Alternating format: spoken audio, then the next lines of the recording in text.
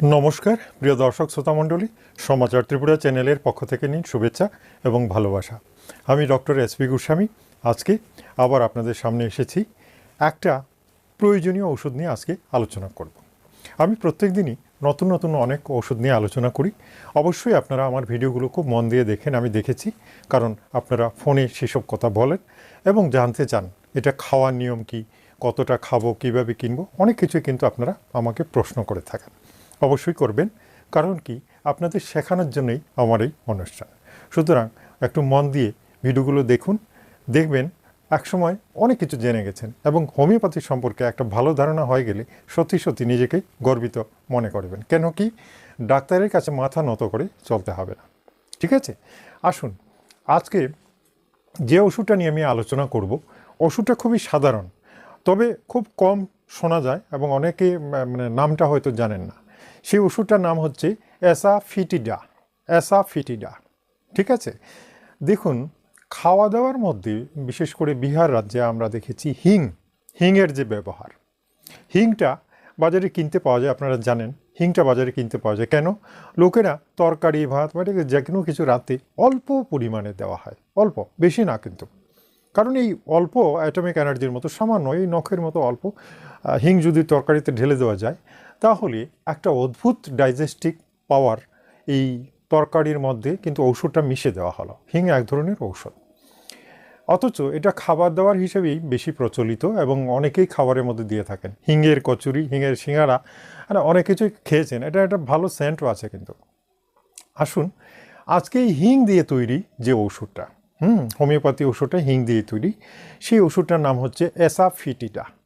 এই ওষুধটা ভীষণ কাজের। কেন কি আমি বলছি, দেখুন পেট হচ্ছে আমাদের একটা মূল্যবান অস্ত্র। মানে বলতে গেলে সকাল থেকে রাত অবধি এই পেটের উপর দিয়ে সব ঝড় বয়ে যায়।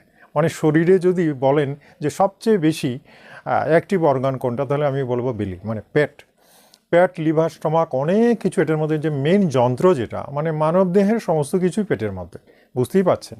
সুতরাং লিভার, স্টমাক এগুলো যদি সচল না থাকে এবং সঠিকভাবে কাজ না করে, তাহলে মানুষের প্রায় সব কিছুতেই বিঘ্ন ঘটবে। সব কিছুতে, চলাফেরা, ঘুম, খাওয়া দাওয়া, কনস্টিপেশন, সমস্ত কিছু, এভরিথিং ডিপেন্ডস অন স্টমাক, বেলিতে যে অর্গানগুলো আছে সেগুলোকে ঠিক রাখতে হবে। আর সেগুলোকে ঠিক রাখারই এই যে ছোট্ট অল্প পরিমাণে যে হিংটা, অর্থাৎ অ্যাসাফিটিডা, যেটা হোমিওপ্যাথি ঔষধ হিসেবে আমরা ব্যবহার করে থাকি, সেটা খুব অল্প পরিমাণে 1 ফোঁটা 2 ফোঁটা করে যদি খান, দারুণ কাজ।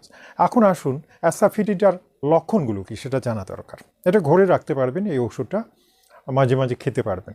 অনেকটা কার্বোভেজের মতো। কার্বোভেজ যেভাবে মানে পেটের মধ্যে গ্যাস জমে যায়, পেট ফুলে যায় এবং বুকের মধ্যে চাপ বোধ হয়, সেসব ক্ষেত্রে কার্বোভেজ কিন্তু খেলে উপকার হয়। খুব সুন্দর ঔষধ এটা, আমি অনেককে দিয়েছি সাকসেসফুলি, সবাই এটা খেয়ে উপকৃত হয়েছেন। আচ্ছা, অ্যাসাফিটিডার ব্যবহারটা কম, চট করে দেওয়া হয় না। কারণ কি, এই ওষুধটা আরও স্ট্রং। কিন্তু যদি এই ওষুধটা আপনারা খান, দেখবেন যে কি বলবো, মনের মধ্যে একটা আনন্দ সৃষ্টি হবে, মন প্রফুল্ল হয়ে যাবে। কেন কি, এটার সাথে কনস্টিপেশন বলুন বা অন্যান্য পেটের গ্যাস যেটা, সেটা নিচের দিকে ভিড়িয়ে যায়। কার্বোভেজে কিন্তু ওই নিচের দিকে বেরোনোটা একটু কম, উপর দিকে উঠে যায়।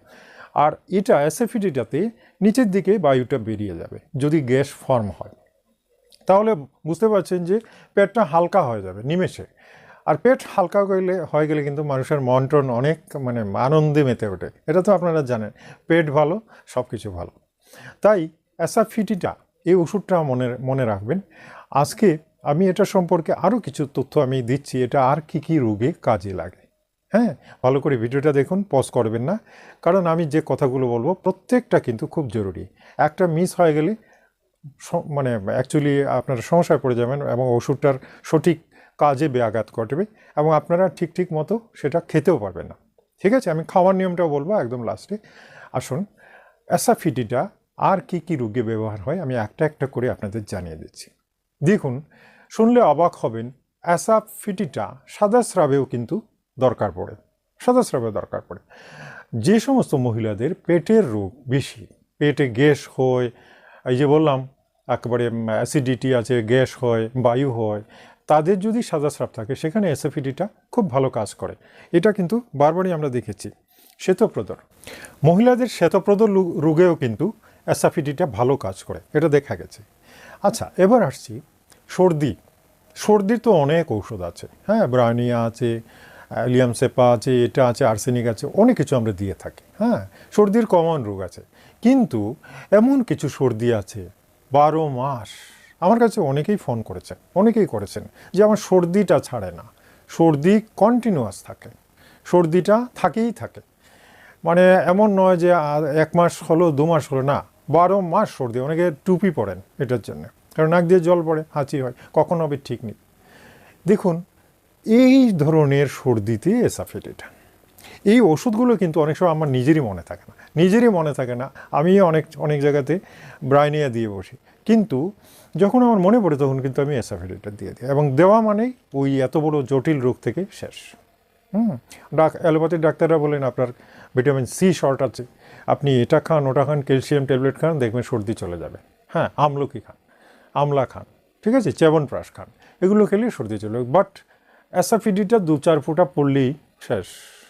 তাহলে দেখুন, হোমিওপ্যাথি ঔষধ অদ্ভুত, ম্যাজিক ছাড়া কিছু নয়। আসুন আরও কিছু লক্ষণ আমি দেখে নিই। এই দেখুন, দেহে ক্ষত, ঘা, অনেক জায়গাতে ঘা আছে, কিছুতেই শুকায় না। যেমন ওই যে অনেকের ডায়াবেটিস থাকলে ঘাটা হয়ে গেলে আর শুকাতে চায় না, সেটা দেখা গেছে। আচ্ছা, সে ধরনেরই কোনো ঘা যেটা শুকায় না, এ ধরনের অনেক স্কিন ডিজিজও আছে, যাদের ওই স্কিন ডিজিজটা 12 মাস থাকে, শুকায় না, সেক্ষেত্রে অ্যাসাফোয়েটিডা দিলে কাজ হয়ে যাবে।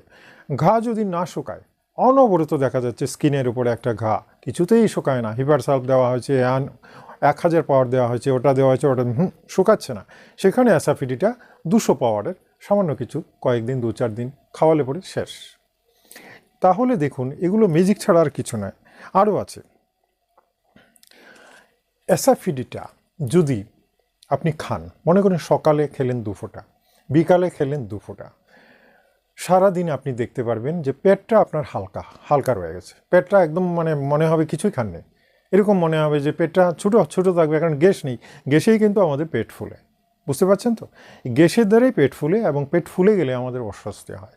হ্যাঁ, খুবই অস্বস্তি হয়। অনেকে ডাইজিন খান, এটা খান, ওটা খান, অ্যালোপ্যাথি গ্যাসের ট্যাবলেট পর্যন্ত খান। তো সেক্ষেত্রে অ্যাসাফোয়েটিডা কিন্তু দারুণ কাজ করবে, মনে রাখবেন। মেনলি অ্যাসাফোয়েটিডা পেটের গ্যাসটাকে নিচের দিকে বের করে দিতে পারে, গ্যাস ভেতরে সে থাকতেই দেবে না। আর এটার জন্যই হিংয়ের প্রচলন বিহার রাজ্যে, বা আমাদের বাঙালিদের মধ্যে অনেকে হিং ইউজ করেন, তবে একেবারে সব ফ্যামিলিতে কিন্তু হিংয়ের প্রচলন নেই, অনেকে জানেনই না হিং কীভাবে ব্যবহার করতে হয়, কীভাবে খেতে হয়। তো আজকে জেনে রাখুন যে বাজার থেকে হিং এনেও আপনারা খেতে পারেন, অল্প পরিমাণে দিতে হয়, সেটার ডোজটা কি দোকানে গিয়ে জিজ্ঞেস করলে ওরা বলে দেবে, ঠিক আছে। অ্যাসাফোয়েটিডা কীভাবে খাবেন আমি বলছিলাম, খাওয়ার নিয়মটা বলে দেবো। অ্যাসাফোয়েটিডা 2 ফোঁটা করে দিনে 3 বারের বেশি খাবেন না, বা 2 বার, 30 পাওয়ার 30 পটেন্সি নিয়ে আসবেন, এর বেশি না, এর বেশি উচ্চ শক্তি নেবেন না, 30 পাওয়ার আনবেন, 2 ফোঁটা করে দিনে 2 বার, বেশি দিন খেতে হবে না, 2-3 দিন খান, 2-3 দিন খেয়ে দেখুন আগে কি হয়, আমি যেরকম বলেছি সেরকম হয় কিনা সেটা দেখুন।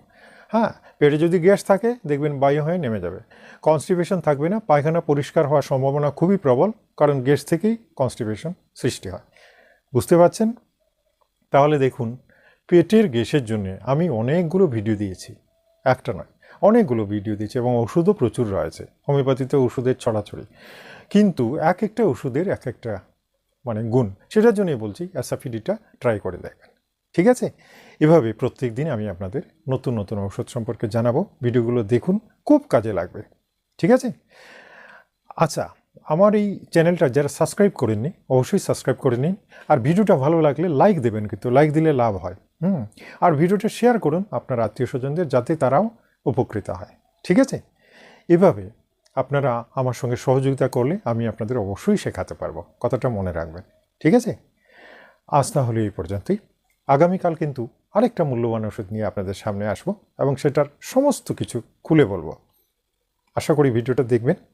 নমস্কার, আজকের জন্য বিদায় চাইছি, ধন্যবাদ, নমস্কার।